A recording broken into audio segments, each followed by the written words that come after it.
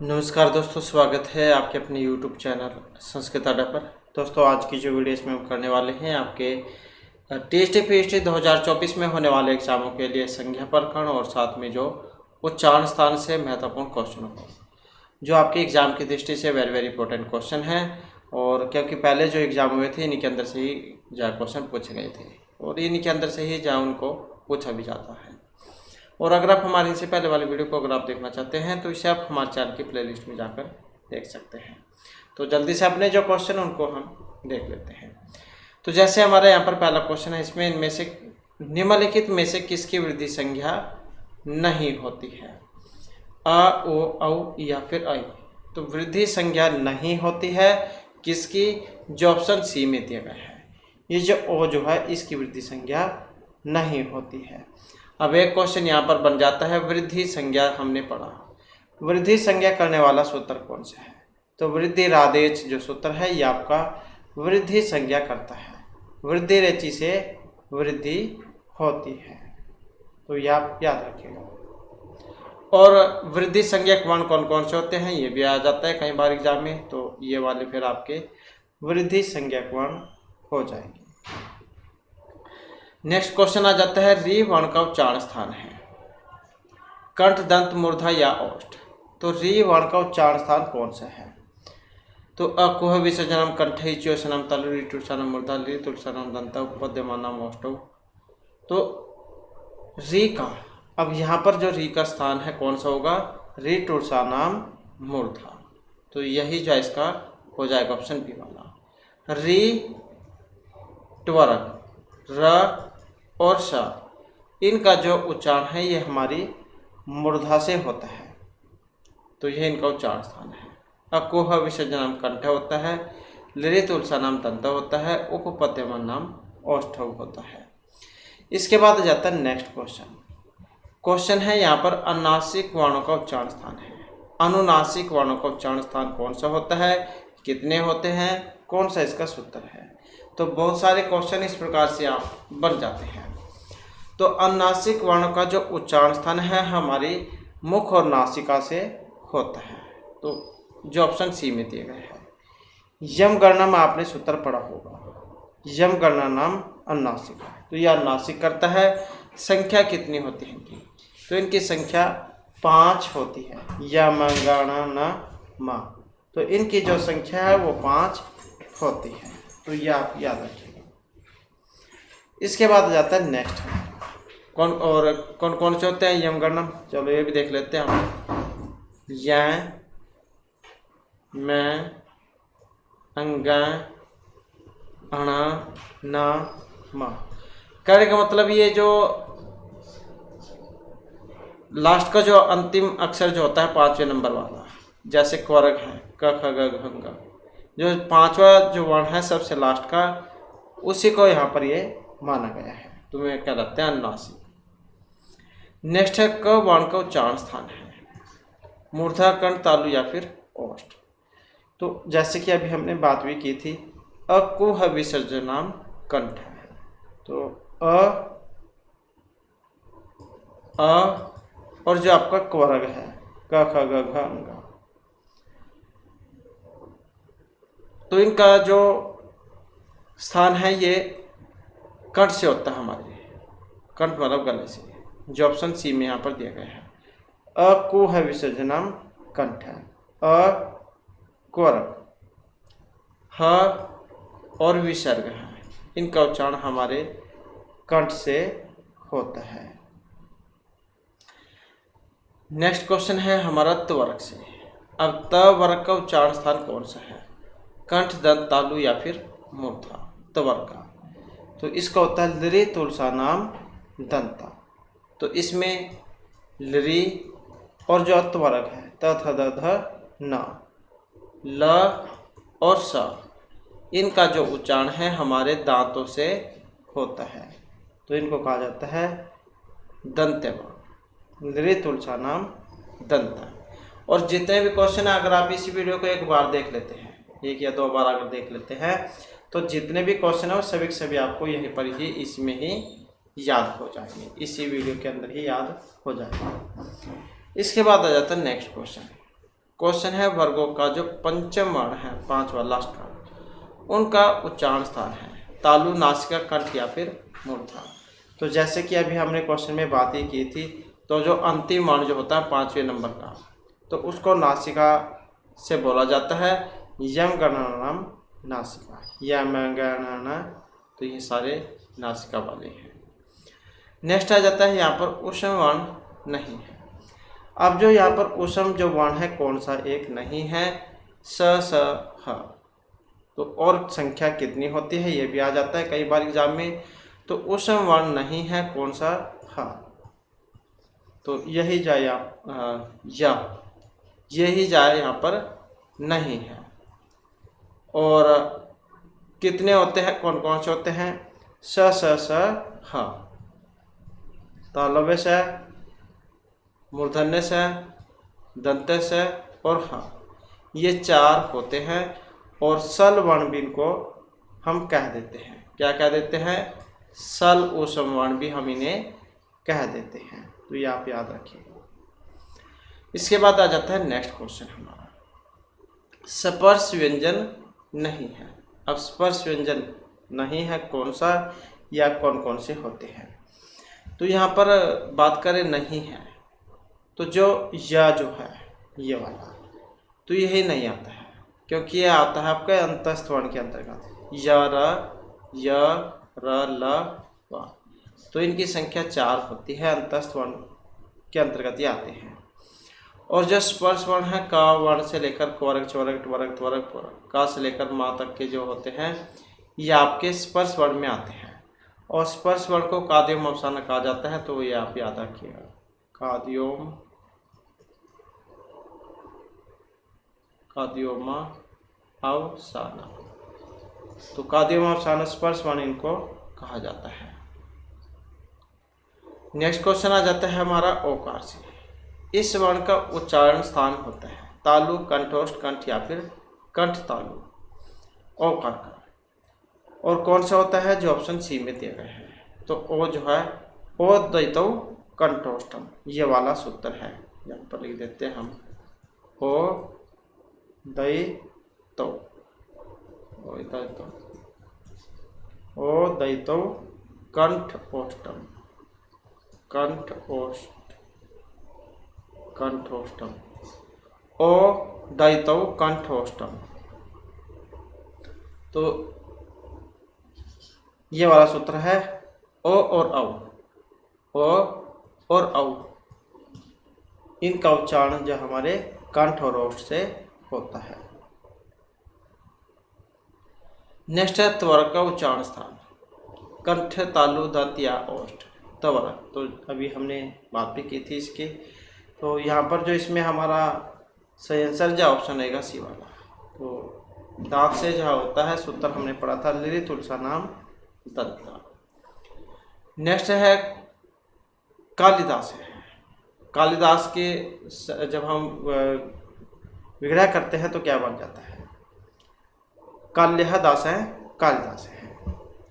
इस व्युत्पत्ति में कालिदास के नाम में काली शब्द के अंतिम दीर्घ ई को हर्ष ई में करने वाला सूत्र कौन सा है, कालिदास, कालिदास।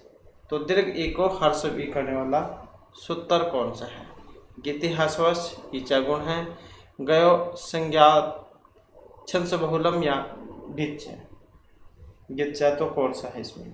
तो इसमें है ये ऑप्शन सी वाला, गया पे संज्ञा छंसो बहुलम। तो ये जो सूत्र, इससे संज्ञा पद जो काल्य है ये वाला, काली के अंतिम दीर्घ ई को हर्षवी कर देगा, तो कालिदास फिर ये बनेगा। नेक्स्ट आ जाता है प वर्ग जो है इसका उच्चारण स्थान है। अब इसका जो उच्चारण स्थान कौन सा है, कंठ, मूर्धा, दंत या ओष्ठ, वर्ग का उच्चारण स्थान। और इसका जो है यहाँ पर रहेगा उपपद्यमान नाम ओष्ठ, उ और जो पूरक है प फ भ भ म, इनका जो उच्चारण स्थान है हमारे होठों से होते हैं, उ और पूरक, उपपद्यमान नाम ओष्ठ। नेक्स्ट आ जाता है स्पर्श व्यंजनों के वर्ग हैं। अब जो ये स्पर्श व्यंजन जो यहाँ पर दिए गए हैं इनके वर्ग हैं, 2, 4, 5 या 3, तो कितने वर्ग इसके होते हैं। और इसमें है ऑप्शन बी हमारा।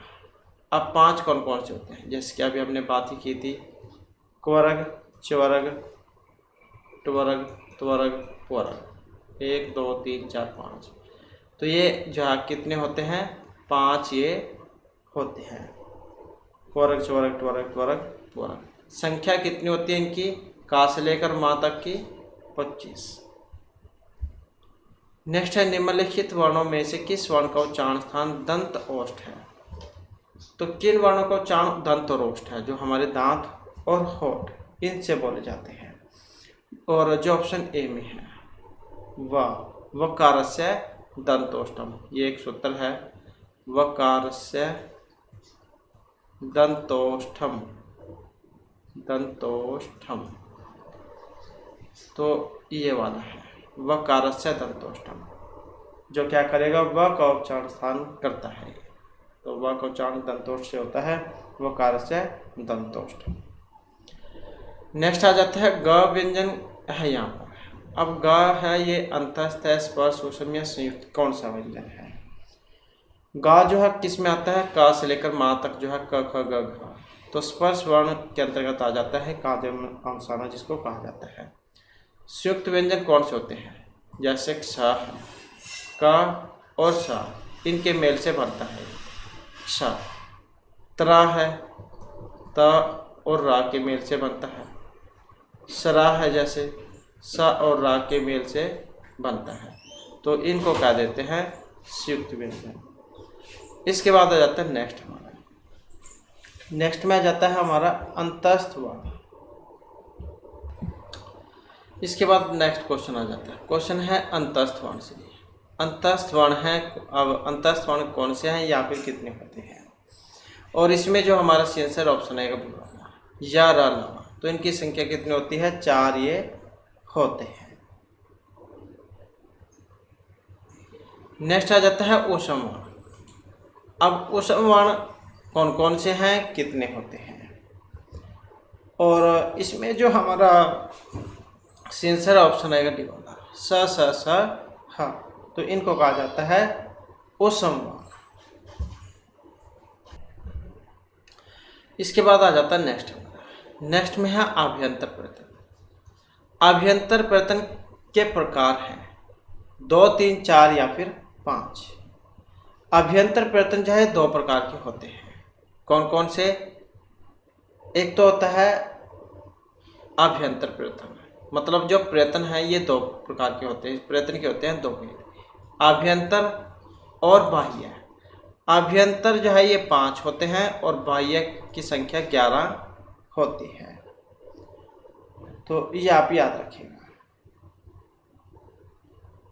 नेक्स्ट जो हमारा आ जाता है,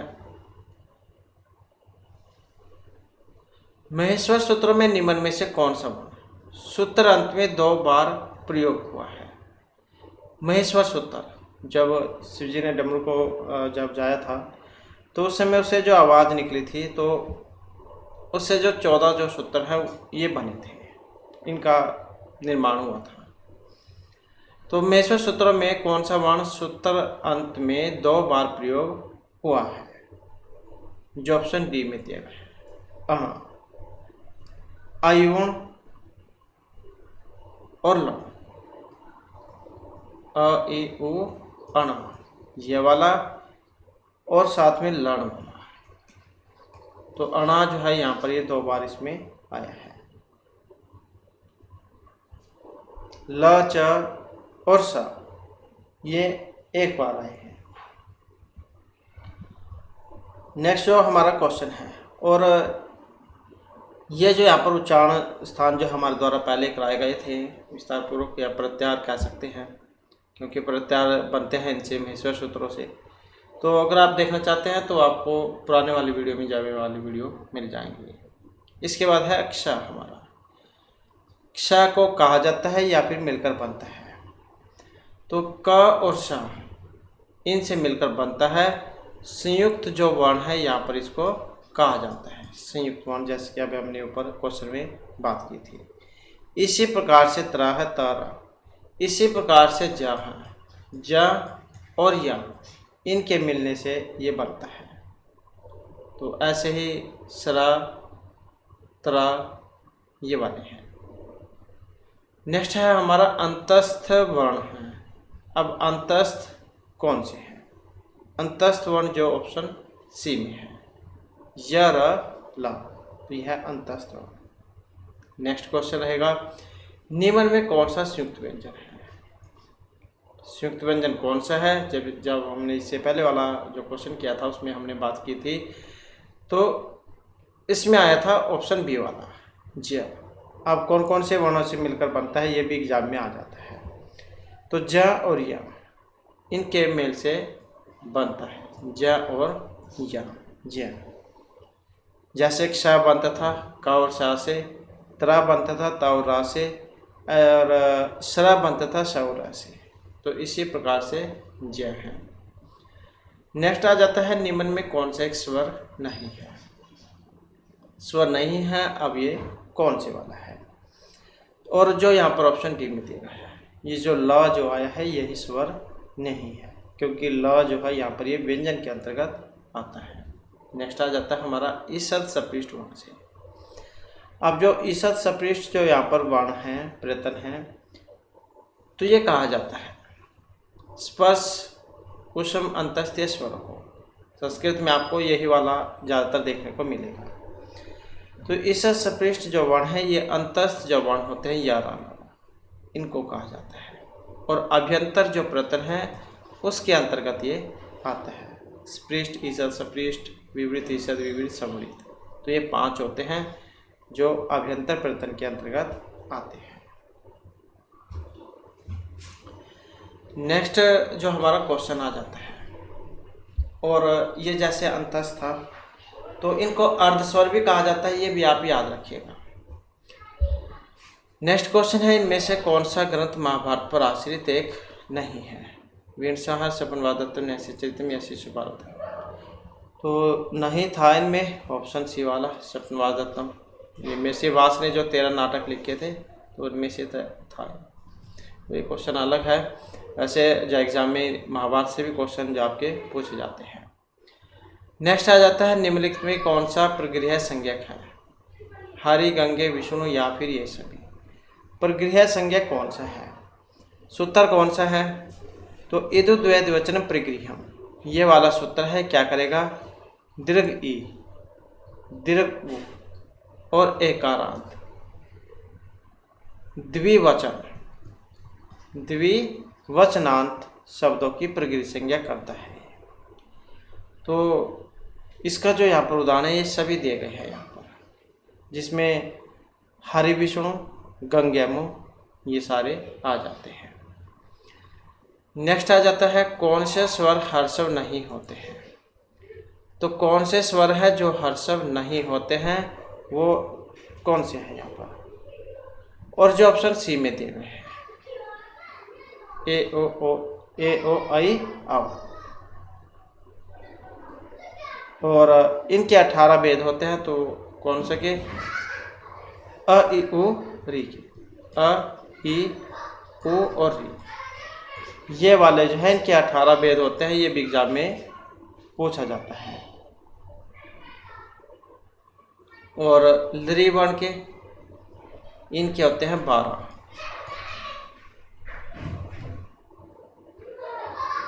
नेक्स्ट आ जाता है हमारा, इसके बाद आ जाता है नेक्स्ट क्वेश्चन। हमारा क्वेश्चन है कि ग जो है इसका उच्चारण स्थान है।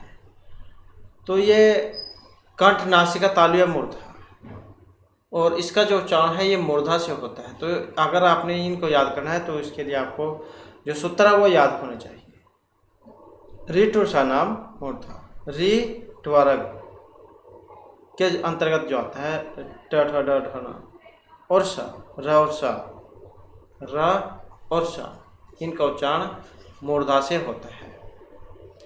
नेक्स्ट है, संस्कृत में अयोगवह वर्णों की संख्या। वेरी वेरी इंपॉर्टेंट यहाँ पर क्वेश्चन है, अयोगवह वर्णों की संख्या। और यहाँ पर जो इसमें हमारा सी आंसर है ऑप्शन आएगा बी वाला। तो कितने हैं यहाँ पर? 4 ये होते हैं। अब 4 कौन कौन से हैं? अनुस्वार आ जाती है जिसमें विसर्गा आ जाती हैं, जिसमें जिह्वा मूल आ जाता है। ये भी क्वेश्चन आ जाता है, जिह्वा मूल वाला ये वाला होते हैं जो क ख। और एक होता है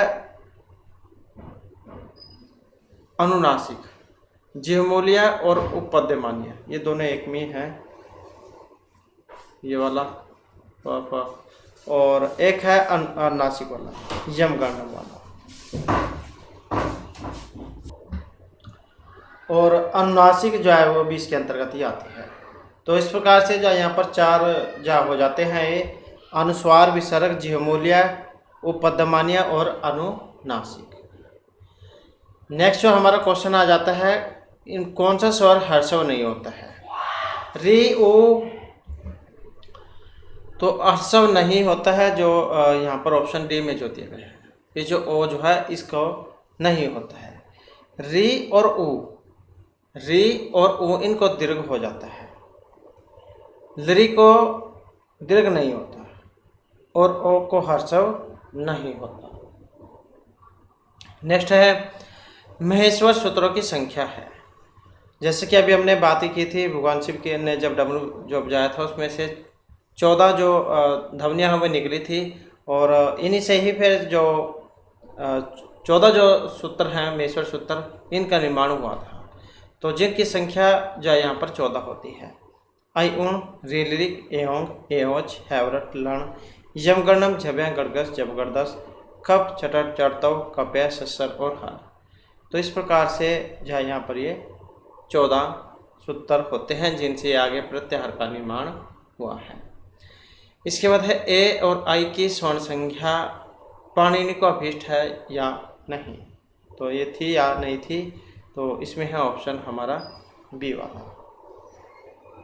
ए और आई की स्वर्ण संज्ञा पाणिनि को अभीष्ट नहीं थी, मतलब अभीष्ट नहीं है।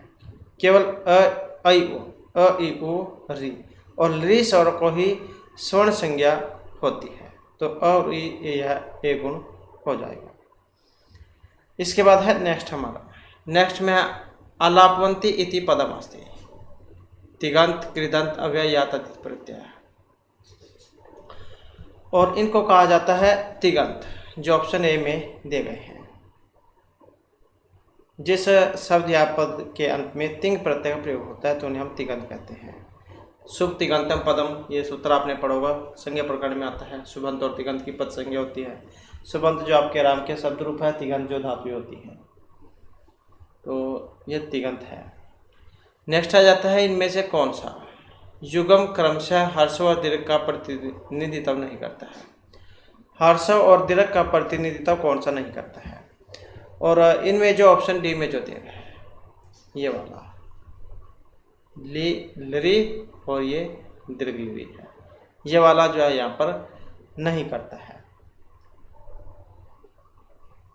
तो संस्कृत जो वर्णमाला, इसमें जो अक प्रत्याहार हैं, इनके अंतर्गत वर्णों का गणतव्य किया जाता है, लेकिन उस अक प्रत्याहार में लरी वर्ण भी आ जाता है, जिसका संस्कृत में दीर्घ प्राप्त नहीं होता।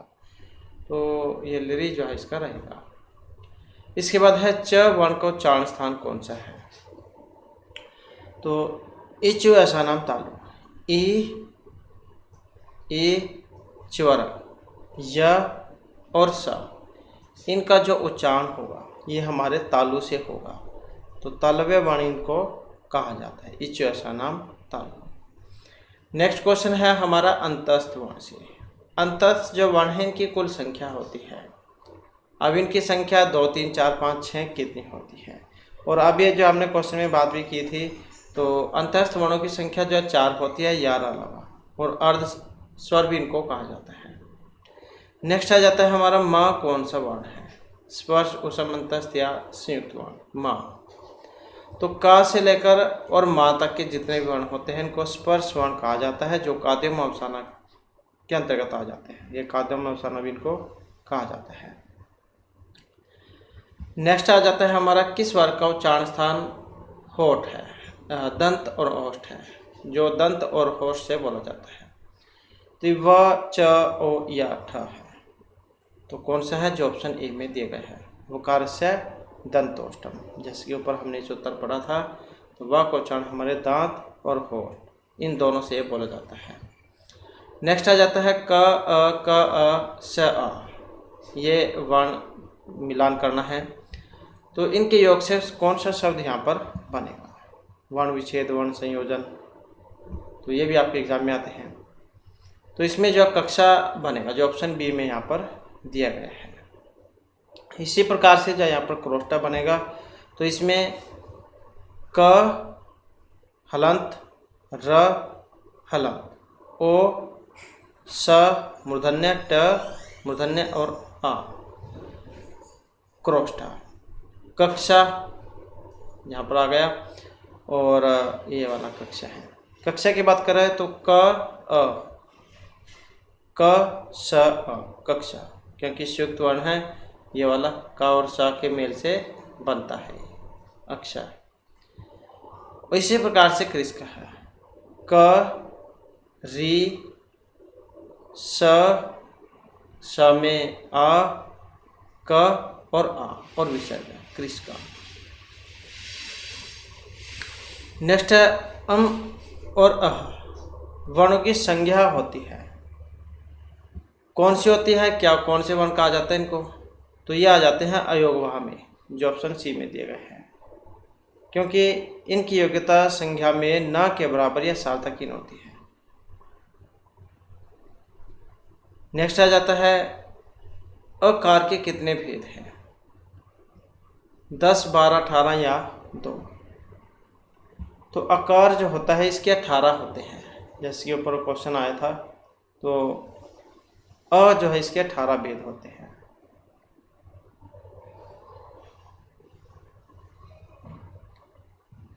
नेक्स्ट आ जाता है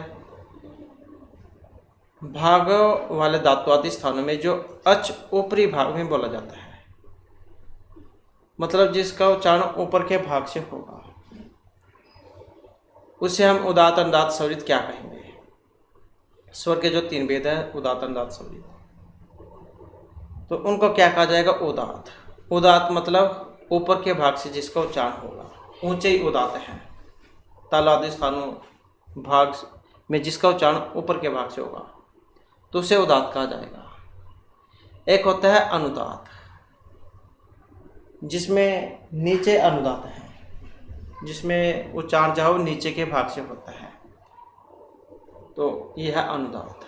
वेद की बात करें तो इनके चिन्ह आ जाते हैं कई बार। नीचे पड़ी हुई रेखा अनुदात्त, ऊपर एक खड़ी हुई रेखा स्वरित होती है। और स्वरित जो दोनों के मध्य में हो वह स्वरित है। इसके बाद है री वर्ण का उच्चारण स्थान है, दंत, ओष्ठ, कंठ या फिर मूर्धा। तो री वर्ण जो है इसका उच्चारण स्थान कौन सा होता है? तो री टूर्सा नाम मूर्धा। नेक्स्ट है आरुरुक्षा है, इसमें उ प्रत्यय का विधान करने वाला सूत्र कौन सा है? उदितो व अणुवल त्रिचो को गति प्राध्य है सनासिस भिक्षु।